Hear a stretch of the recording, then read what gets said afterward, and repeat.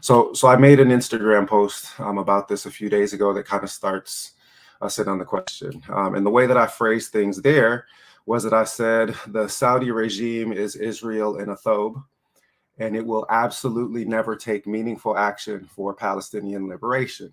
And the way that I want to elaborate on that particular point is that we know that the Zionist state, and first of all, before we go any further, may God give the people of Palestine victory against the wicked Zionist apartheid state. May God dismantle that apartheid state. May the Palestinian people be free from the river to the sea. May they enjoy the God-given rights that our Creator has granted to all of us, whether we are people who believe or do not believe we have rights. So may God give them a full and complete victory. May He hear the prayers of the oppressed and be swift in His judgment against the oppressors and decisive in His judgment against the oppressors. There's no other way to start this conversation except with that supplication. And we ask this by the rank of the messenger of God, alayhi afdal salatu wassalam. So with respect to this particular question, just as the Zionist state, so Zionism is a political project, late 19th century, European Ashkenazi Jews hunting for real estate, okay, is the short version of the story. And in the early years of the 20th century, they try this in Uganda, Madagascar. There's a couple of different places that are proposed. Palestine is the one that they're hoping for. And ultimately, with aid of the British Protectorate, they established this after World War II, essentially when Europe says to the Jews, you ain't got to go home, but you got to get the hell out of here. It's really, really important to recognize that this is an offloading of Europe's anti-Semitism problem onto Palestinian populations through the mechanism of the British Protectorate. And I want to go back to something that Imam Amin said, just as a kind of central educational point about why we pay attention to our scholars and our tradition.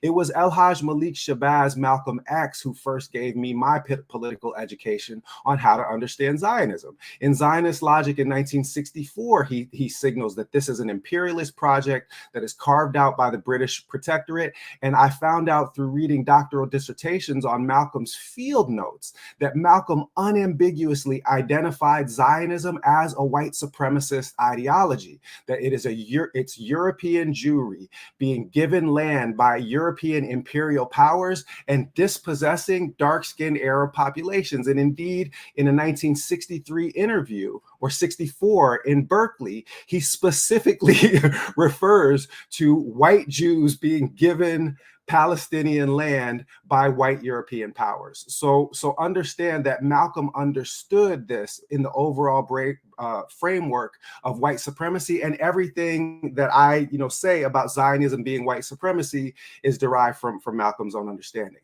But the important part for our conversation tonight is that this is not the only corrupt fusion of a false religion with a political project that the British subsidized in this period. They also subsidized the creation of the Saudi state. And in order to understand this, you have to go back in time a little bit. Muhammad ibn Abdul Wahhab himself, really a student of Islamic law, not a scholar in any discipline, according to any of the traditional metrics for a fully achieved scholar. In the 1740s, he contracts a basic agreement with the House of Saud, this Nejdi tribal chieftaincy. And the basics of the agreement are as follows. The theology of Abdul Wahhab says that most of the traditional practices of Ahlul Sunnah wal Jama'ah are heresy. They involve shirk. Veneration of scholars is now idol worship. And if you do not follow the narrow definition of creed that Abdul Wahhab proposes, then he can pronounce takfir upon you. And in his understanding of Islam, if you have gone outside the fold of Islam, your blood is now licit. So this is an incredibly, incredibly powerful tool for a tribal chief that wants to make himself into a little tyrant king, because it allows him to go to war with Muslim enemies and not take any prisoners, not take captives, enslave people, murder people. And that is exactly what happens over the course of the middle years of the 18th century till the Wahhabis finally take the holy cities in 1802 and 1803. Now, this is something that the Ottomans immediately respond to. Okay, and the House of Saud is driven from the holy cities within a decade, essentially, of them arriving there. It is going to be with British aid in the early years of the 20th century that they reestablish control over those places. And this is established really in the early years of the 1900s with help from the British Protectorate, and it is cemented essentially with the Protectorate engineered collapse of the Ottoman Empire. This is how the Saudi state comes to being. So literally, the Saudi state and Israel are themselves cousins, okay, genealogically, and they obey a very, very similar logic. Before I get, I want to say add one more thing to the conversation, because there's a lot to be said about this particular point, and I want to hear Imam Dawud contribution as well. But there's one thing that I want to make sure that I mention at this particular point in time. What was fascinating to me as a historian, and I document this in chapter 5 of my first book, The Walking Quran, is that I was sitting in literally, I remember the day, I'm going through microfiche in the French colonial archive in Aix-en-Provence in the south of France. And I'm reading these reports from the Bureau of Muslim Affairs. So this is the Muslim Affairs Office for all of French West Africa. They have this office where they're monitoring the Arab press and deciding what things are going to be allowed from Arab newspapers into colonial West Africa. Spoiler alert, they don't let nothing in. It's a complete media lockdown, but they do go through the trouble of providing these press summaries of things that are taking place in the Arab world. What was fascinating to me is through the years 1924 through 1926, when the Saudis are actually establishing their Reconquista finally, I'm reading these press summaries of fatwas that are coming in from around the Muslim world, from Jakarta to Morocco, that are saying as long as these miscreants, as long as these deviants are in possession of the holy cities, the pilgrimage is not required of the Muslims. This was an opinion that's coming through over, and that's the book, chapter 5.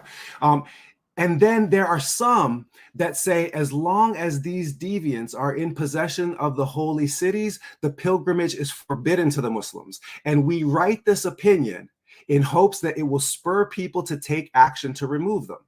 So I just want you to just meditate on that. We're going to come back to this later, because I found out that there's actually precedent for this. Many of the scholars of the 18th century, 19th century wrote similar things about the Wahhabis, and we can get into that a little bit later on.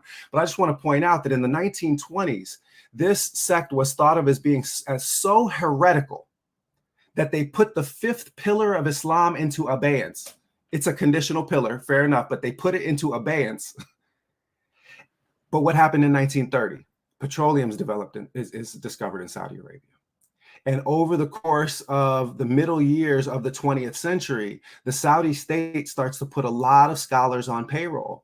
And suddenly this sect that was understood as deviance, as heresy, they were, condemned for enslaving Muslims on the pilgrimage, for abuse of the Muslims on the pilgrimage. Scholars said that you're going to be exposed to their deviant ideology if you go, so you shouldn't go. All of these opinions were current opinions in the first Saudi conquest of the holy cities and in the second Saudi conquest of the holy cities. What changed is oil money essentially allowed them to purchase a veneer of Islamic legitimacy. And sadly, what's happened, in the past couple of generations is that a sect that was once thought of as being so heretical that it suspended the 5th pillar of Islam is now understood by some people to be a paragon of orthodoxy. And I think that this is precisely what scholars like Sidi al-Mukhtar al-Kunti or Ahmed ibn Idris were worried about. Right? That when people go and make pilgrimage and they see, they will come to associate the completion of the rites of the Hajj and the ziyarah to the Messenger of God, alayhi afdal salatu wassalam, with this heretical sect. So I'll lay that out as a kind of initial opening framing. We'll come back to why they've been so silent on Palestine, but that Israel British protectorate, connection with the Saudis as a portion of it. And I would love to hear Imam Dawood's thoughts on this component as well.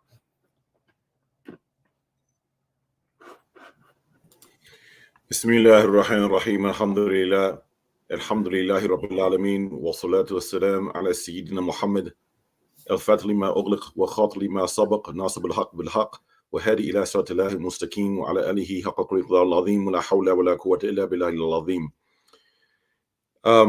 May Allah reward you, Sidi Bilal, for your presentation and your information. And what he said is extremely important. And some of what he said is probably new to you and shocking to most of you, that there were traditional ulama from the East and the West who gave fatwa, who gave religious opinions, saying that while the Wahhabis are in control of the two sacred precincts, that they encourage Muslims or told Muslims not to make Umrah and Hajj. And in those reasonings, number one, there were literally Muslims who were free, who were only being robbed or enslaved. And you know who was being enslaved, people looking like us. That's the first. Then the second thing is, of the opinions that Sidi Bilal has, it was also that another reason was that they were scared that the awam, or the laity, the common Muslim, would go there and they would get their beliefs corrupted by their preachers and by their propaganda and their literature. So in order for one's tawheed and one's spirituality not to be corrupted, that they were dissuaded from going. So those are of the reasonings within those fatwa. But I want to go back, and I'm going to be short, at least for this very beginning, but I'm going to say something that's maybe painful for some of you to hear, especially those of you who are Arabs. Now, Dr. Ware mentioned the unholy alliance between Al-Sheikh and Al-Saud.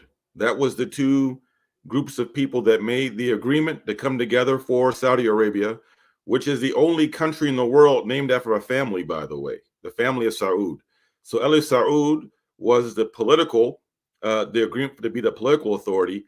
Al-Sheikh is the religious authority. So every Grand Mufti of Saudi Arabia has come from Al-Sheikh except Mufti bin Baz. So these are all descendants of Muhammad ibn Abdul Wahhab, like the current one, Abdul Aziz Ali Sheikh. He is of the Dhurriya, or descendants of Muhammad ibn Abdul Wahhab, right? And they made this agreement, and they Wahhabis existed before the British, but it was the British that gave them help. The Wahhabis tried to rebel against the Ottoman Turks, and they were unsuccessful. But with the help of the British, with armaments as well as cash flow, fulus, money, dough, that they were able. Now, and then these new nation states were cut up after World War I. Basically, British created countries. There was no such thing as the United Arab Emirates. There was no such thing as an independent country called Kuwait. Kuwait was historically part of Iraq. There was no country called Saudi Arabia. For that matter, there was no country called Lebanon. As Imam Naim said, Hafizullah Ta'ala, it was all Bilal al-Sham, right? These are new countries that are about 100 years old. But this is the painful part. A group of Arabs sided with the British against their Muslim brothers, the Ottoman Turks. And the Khilafah fell, the Ottoman Empire fell 99 years ago. 2024 will be the 100-year anniversary of nothing called outward Khilafah or outward Muslim rule. And also next year is the 60th anniversary of the martyrdom of Malcolm X. Keep that on your calendar. 2024 is the 60th anniversary of the martyrdom. Now, what's painful about this, a group of Arabs sided with the British against their own Muslim brothers, disobeying the commandments of Allah subhanahu wa ta'ala.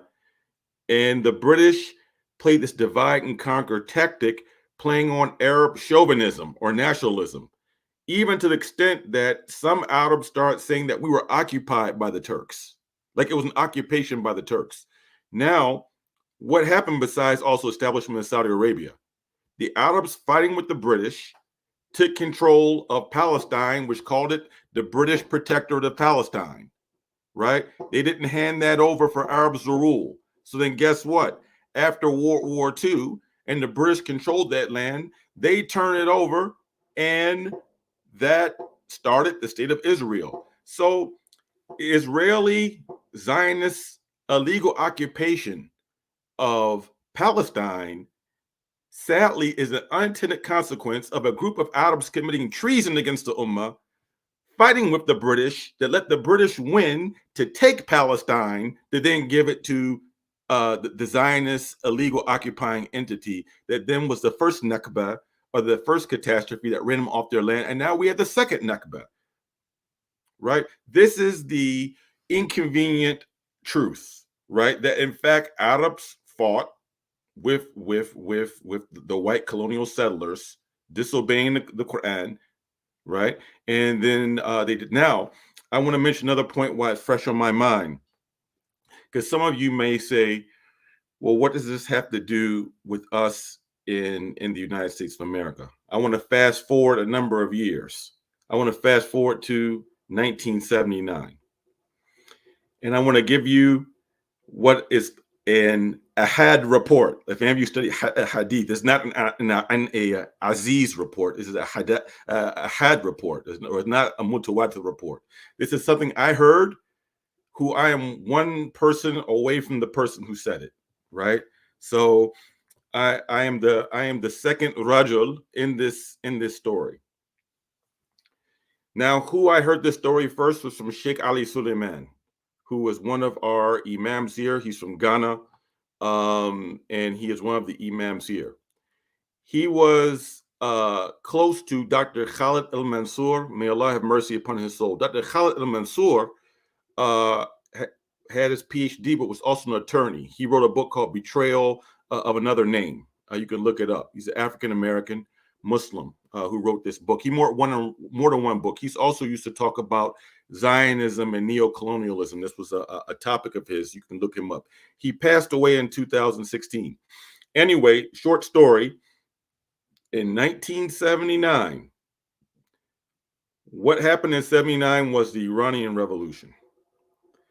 And when the government was overthrown of the Shah and Khomeini came in power, he said neither East nor West, meaning that they were not going to align with the East, meaning the Soviet Union, nor the West, meaning the so-called Allied powers, meaning America and Britain. Neither East nor West.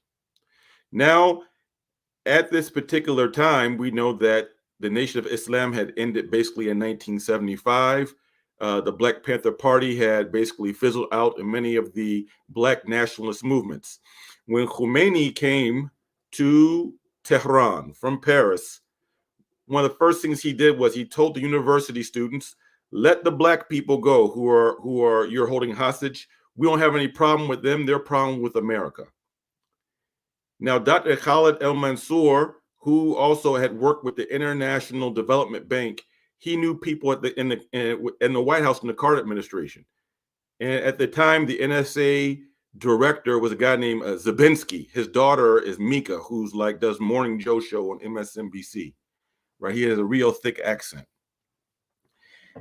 The Carter administration was scared that the revolutionary spirit of the Iranian Revolution would infect African-American people who just came out of the civil rights movement, in which activism had died down, that many African-Americans were coming to the Sunnah of Prophet Muhammad sallallahu alaihi wasallam. So it was a strategy to then have two things: allow Wahhabis to come to the United States of America to recruit, and then also to allow the sending of money to build schools, to establish masajid, to fund masajid, and even to help fund imams come to the United States of America. This started in 1980.